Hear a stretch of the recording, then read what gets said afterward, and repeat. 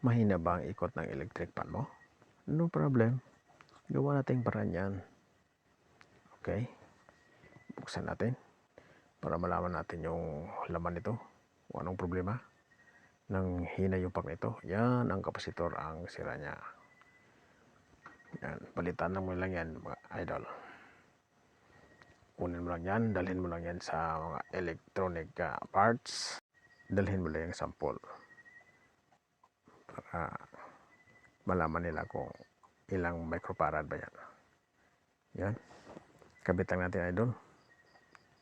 Madali lang yan. Sundan nyo lang yung paano nyo tinanggal.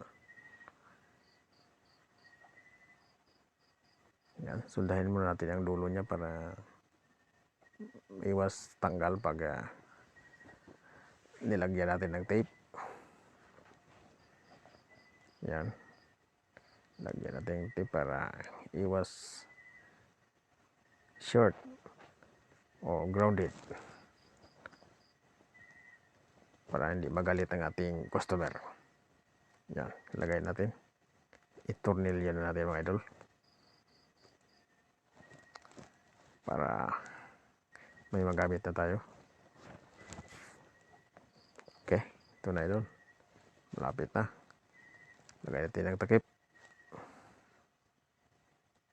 Testing. Malakas na ang ikot niya. Halos hindi mo na ma-hold ang kanya. Okay na yan. Yan ang sinasabing problem solved.